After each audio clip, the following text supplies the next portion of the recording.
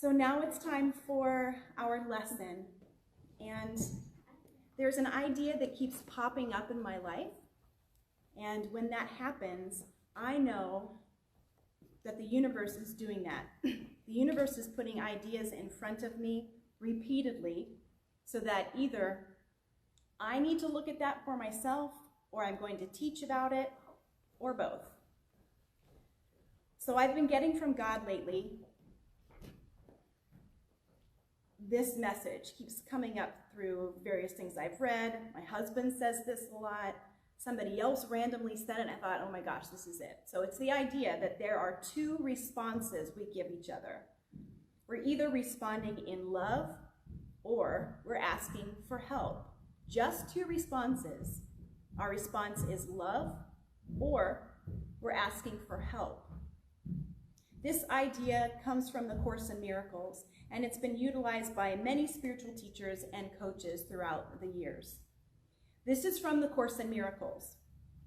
Every loving thought is true. Everything else is an appeal for healing and help, regardless of the form it takes. So in other words, when somebody's yelling at you, that's actually a cry for help. Do you want me to get closer? No, you're good. Okay. So everything else is an appeal for healing or help, regardless of the form it takes. Can anyone be justified in responding with anger to a brother's plea for help? No response can be appropriate except the willingness to give help to him. For this is really what he's asking for. Offer him anything else, and you're assuming the right to attack his reality as interpreting it by the way you see fit. So let's just take a minute, okay? Because when people give you a loving response, we recognize that right away. But when people give us a response that this is saying, which is a plea for help, it doesn't sound the same as them saying, will you help me? It comes out sideways in all sorts of different ways. Door slamming, passive-aggressive comments, yelling, body language. And it can be ongoing. Sometimes it's not in a moment. It's a relationship that you've struggled with for years. So what if we change that perspective and we say, oh, they were asking for help in that moment, even if they didn't know it? What if you, when you get mad at somebody, you're not really just feeling anger, you're also needing them to help you, which could be, hear me, validate me, let me finish my sentence. What if every time you get angry or frustrated, you're actually asking for help? It's a beautifully open perspective. So how you respond to somebody yelling at you, which might be a default to yell back, protect ourselves, say what's on our mind, be the one who talks loudest, get my point across. Well, if someone was asking for help, you wouldn't yell at them. So maybe yelling back to the person yelling at you could be a response we let go of. It doesn't work anymore. Your interpretation of your brother's needs are your interpretation of yours. By giving help, you are asking for it, and if you perceive but one need in yourself, you will be healed. So that's meaty, but when I break it down, to me it means that whatever somebody else needs is mirroring something in me. The universe does that. We are each other's mirrors. When somebody irritates me, I can sit with that and ask the question, oh, what's that bring up in me? Why is that irritating me so much? What's in there that I need to pull up and look at? And when somebody's asking for help, I can also ask, where do I need help? I don't have to be such a silo. I don't have to be so independent.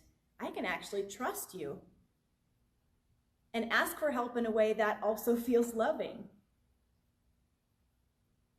If you perceive but one need in yourself, if you decide, I'm a human and I need help, you will be healed. Is it that simple? Yeah, it is. Easier said than done, I get that. But if you decide that you are in need, you've already claimed it. You've already claimed the healing. How do we discern how and when to help others and ourselves? Well, we have that inner nudging. We have that still small voice within us. We have teachers in skin and in spirit. And we have inspirational moments, stories, scripture even, to live by. Today I want to look at the Beatitudes, reading them and of course looking at them through a metaphysical or spiritual lens. I want to take this chance to talk about the Beatitudes because I never paid much attention to them until I took a class a couple years ago, and it was about the Beatitudes, and the professor kept saying, let's call them the Be attitude. This is your attitude of being. And also, whenever there are rules in the Bible, I get a little frustrated because people can use those and change them to fit any situation that's in front of them. And sometimes it's hard to discern what is actually true in there.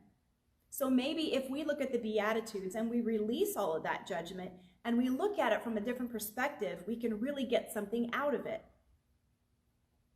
So the Beatitudes are a radically bold statement from Jesus, and his intent was to establish the kingdom of heaven on earth. Well, metaphysically, whenever we see heaven in the Bible, it means our awareness, enlightenment, the Christ in us. Whenever we hear the word earth, it also means our human side.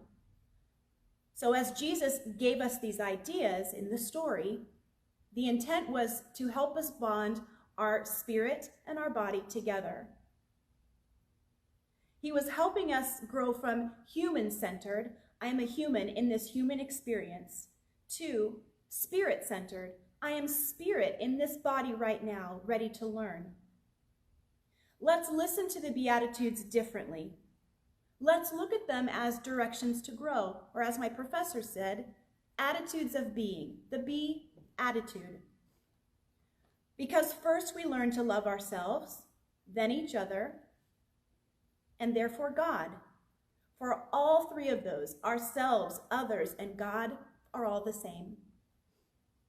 From the Course in Miracles, your interpretation of your brother's needs are your interpretation of yours.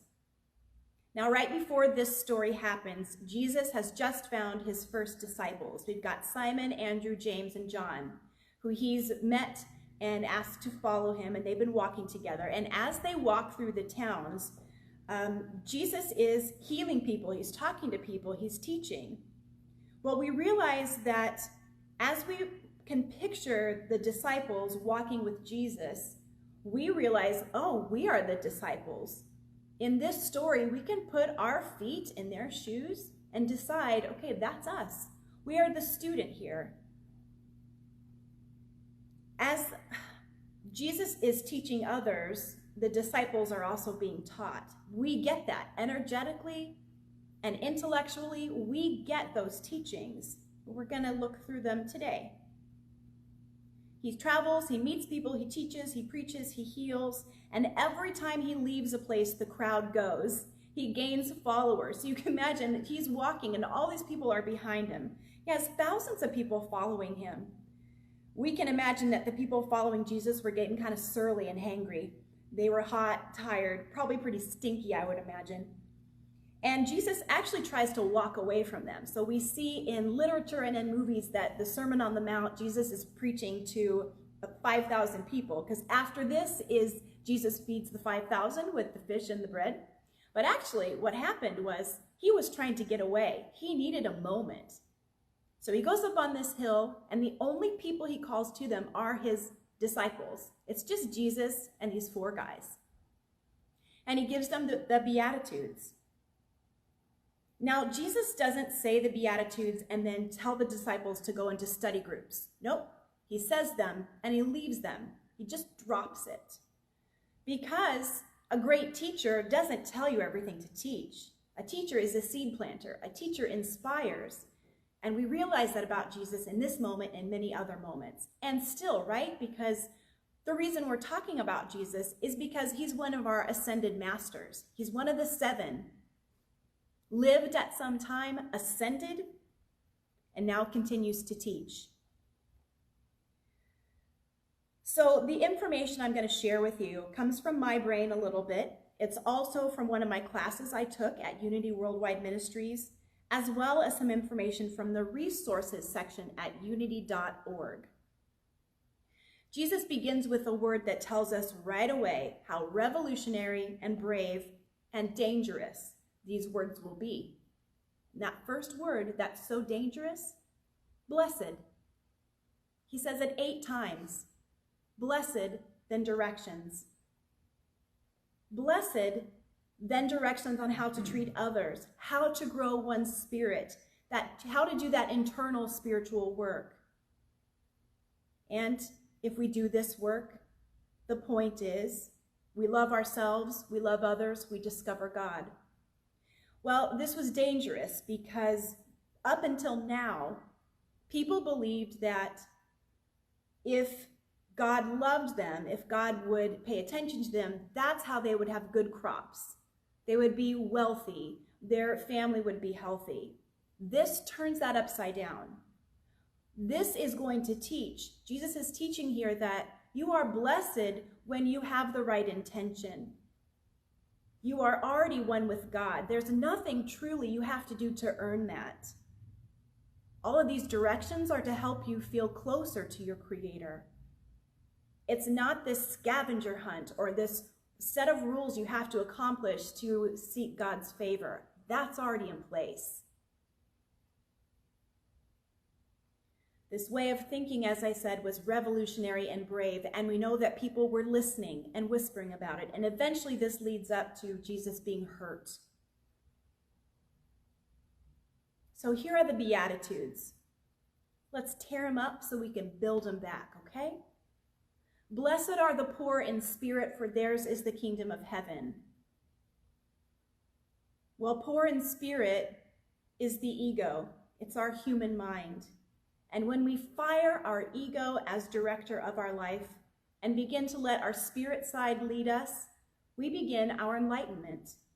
Heaven, like we said, can be interpreted as enlightenment, expansion, awareness. Discovering that we are spirit is the Christ consciousness.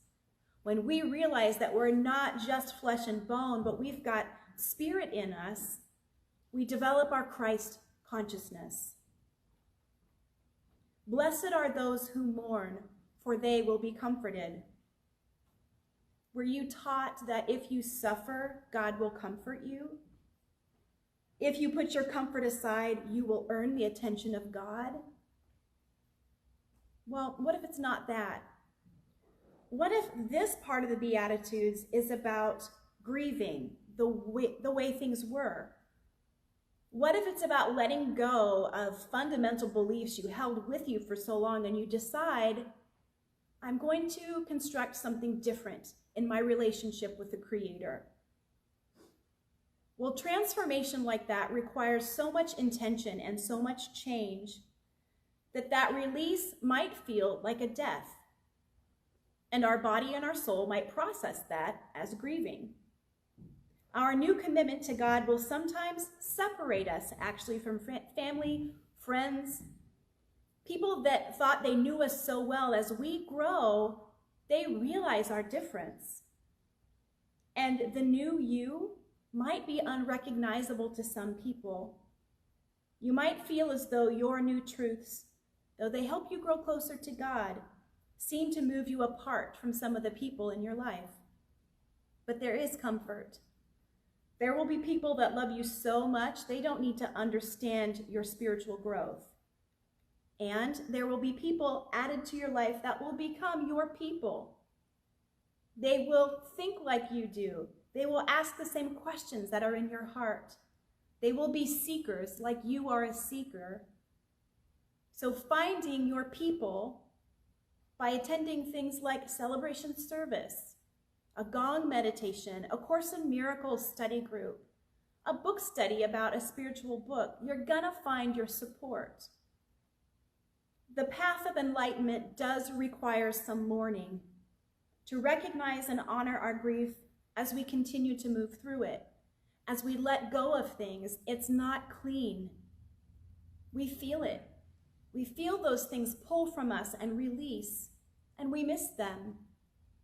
Because often saying yes to something just for the sake of saying yes, for saying I believe it because that's the way I was raised, can feel awfully comfortable because you don't really have to think.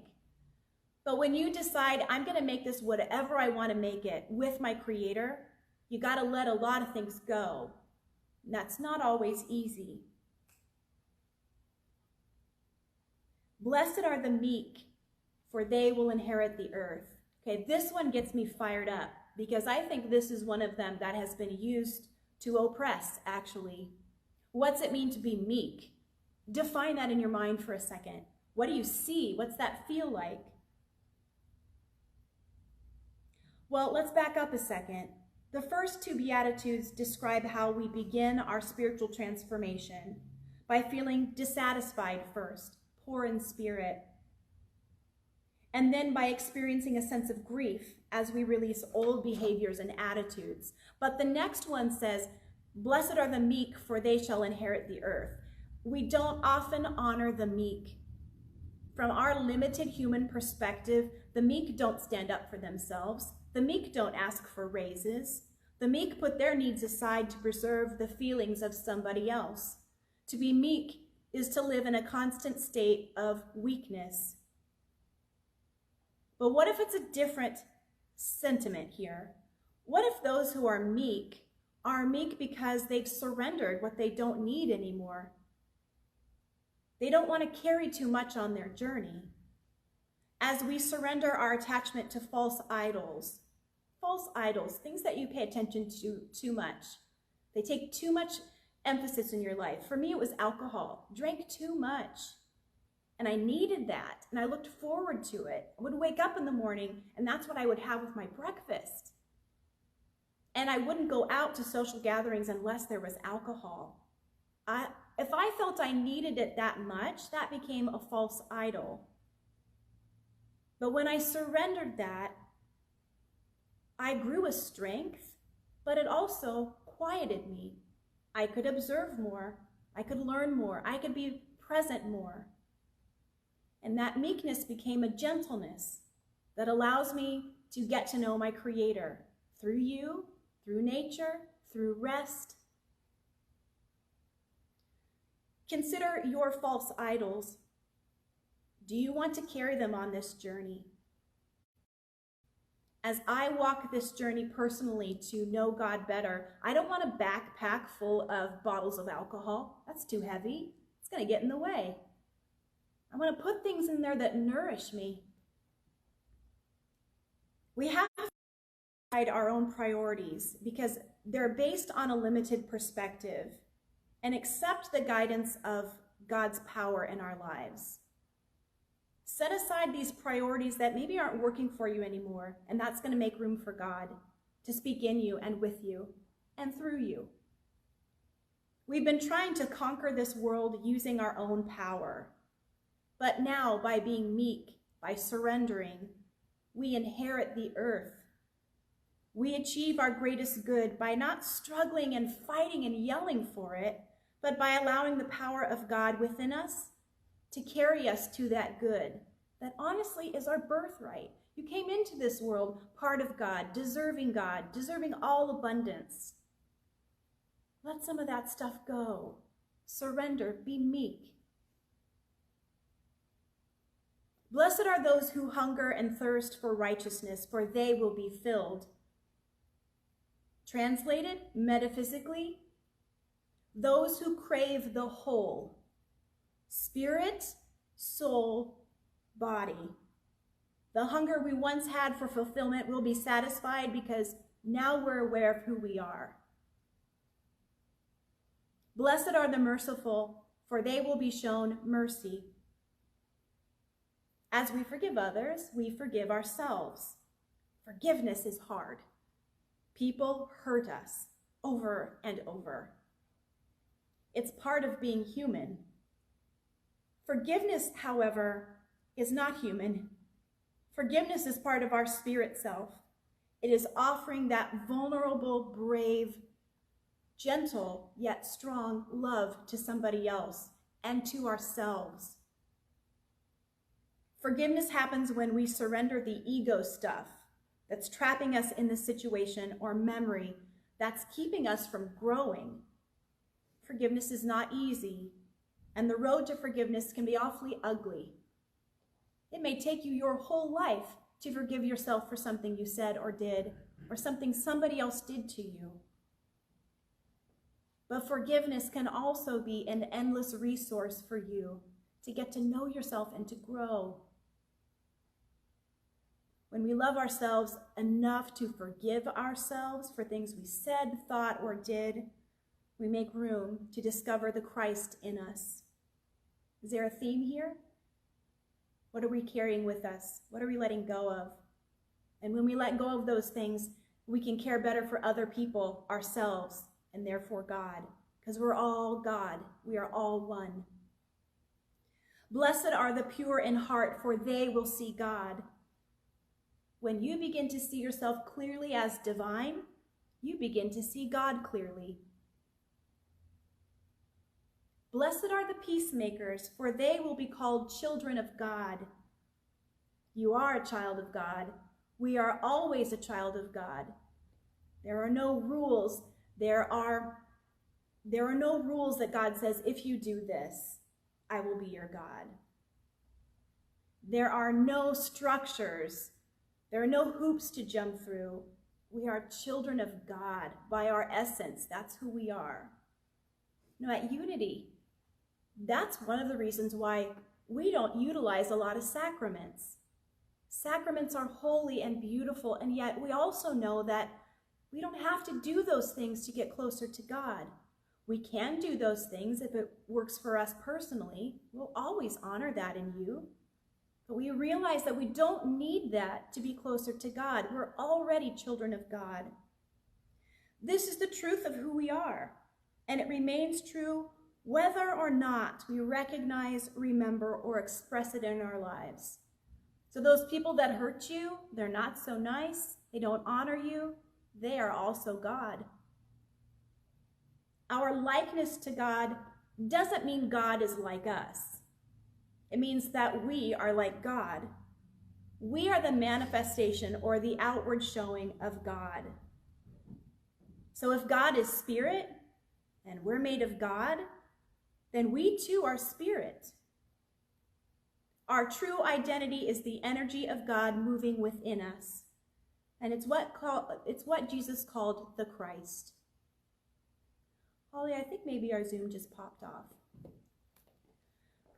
Our personal challenge as spiritual beings who have assumed human form is not to find the Christ.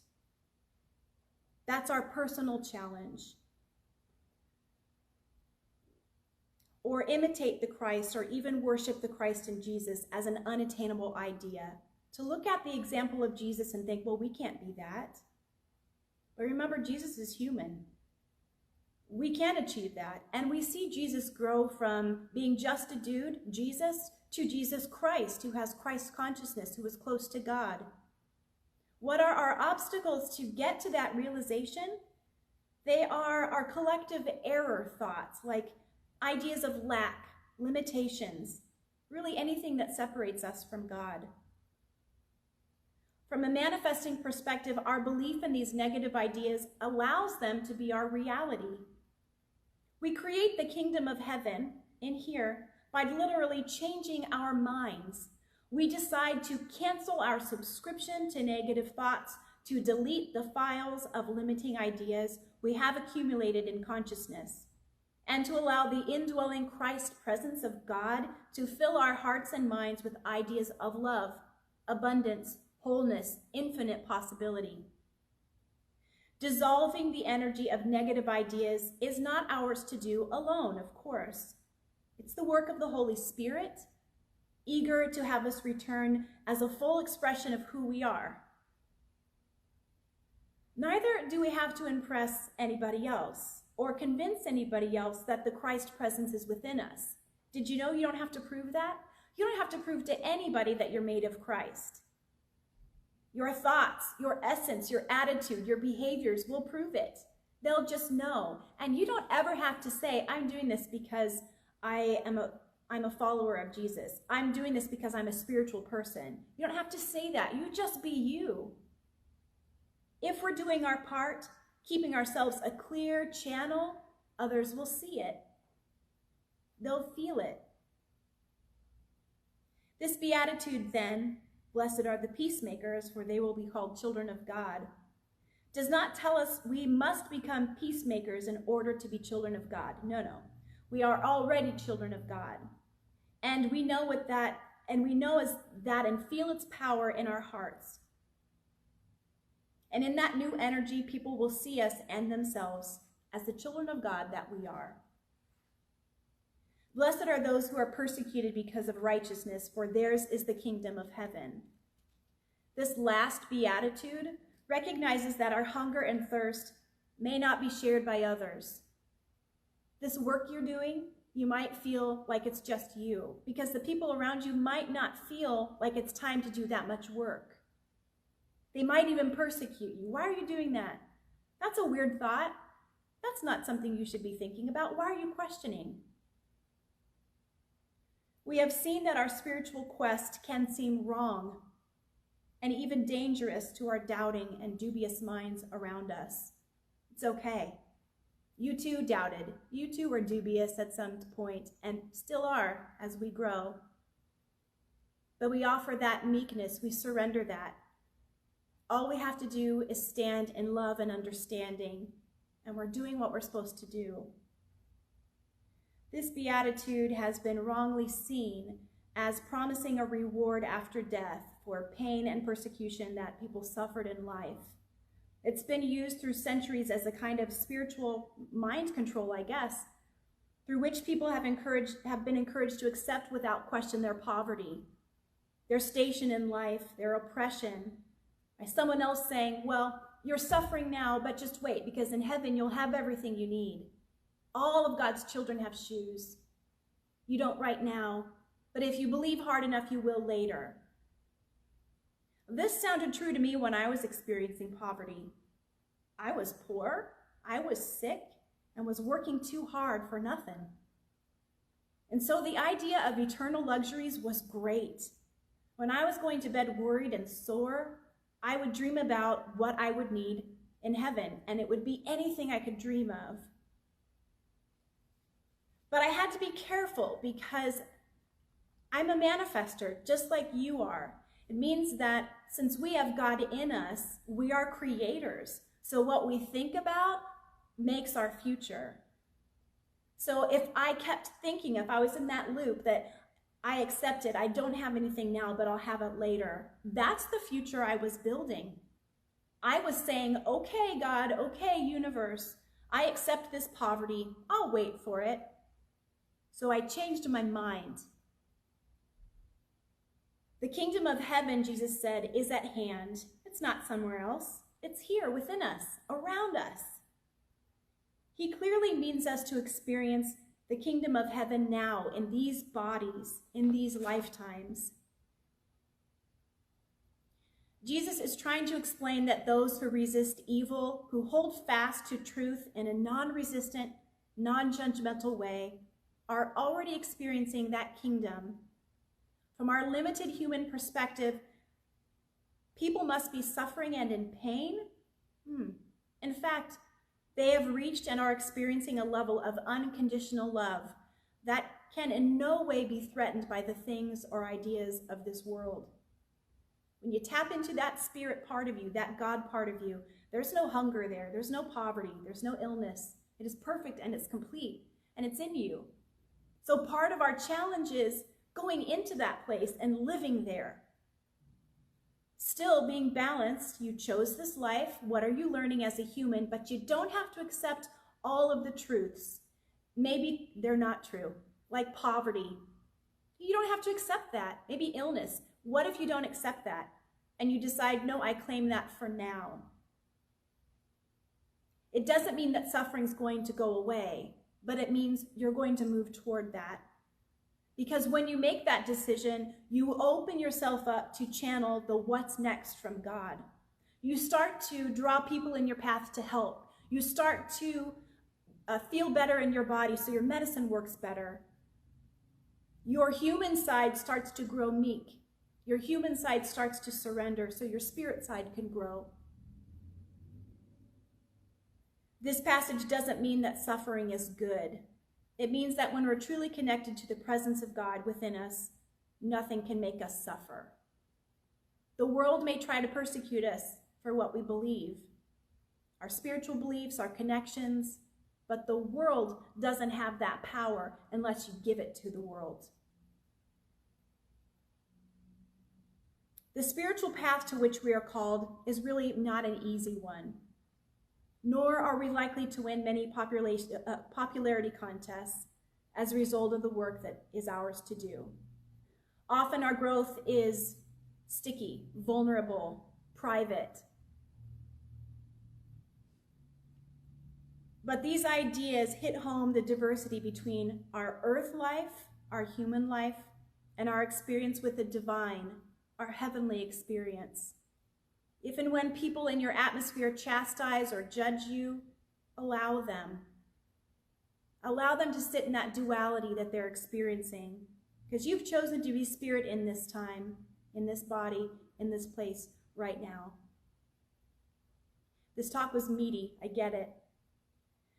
But I wonder if we've got these old words in front of us and people are going to use them like they're current. Well, let's look at them like they're current. Why don't we go ahead and walk into it?